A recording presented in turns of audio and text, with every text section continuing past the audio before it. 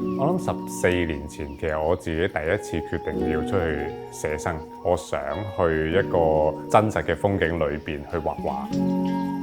去到真係第一次去畫畫嘅時候呢，我發覺原來我記錄咗嘅唔係淨係嗰個風景，成日講一刻嘅捕捉，但係其實佢從來唔係得一刻嘅，係一段時間嘅捕捉啦。一啲聲音啊，所感受到嘅一啲風啊，身體唔同感官嘅一啲記憶喺裏邊。咁所以現場呢一樣嘢係好多個 layer 嘅，亦都係有好多種唔同感官感受嘅一個空間。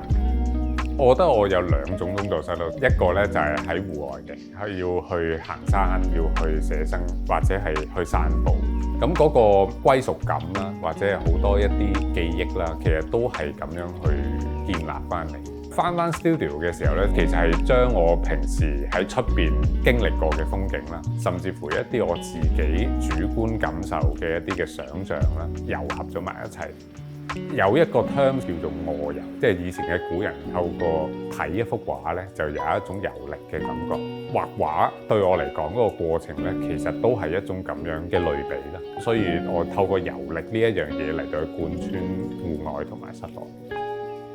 今次喺香港藝術館裏邊展出嘅呢幅畫叫做《這天星際浪漫》，食咗2個意思咧，星際啦同埋天星啦。天星就係我哋平時見慣見熟，好代表到香港嘅一個交通工具。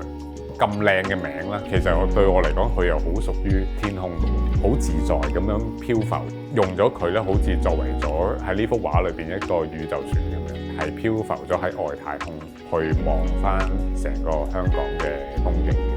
畫呢幅畫嘅時候咧，其實嗰陣時咧就係應該係啱啱 Covid 完，所有嘢嘗試復甦嘅一個時期啦。所有嘢咧嘅變化係好急速嘅，嗰啲見慣見熟嘅嘢咧，其實會變得好陌生。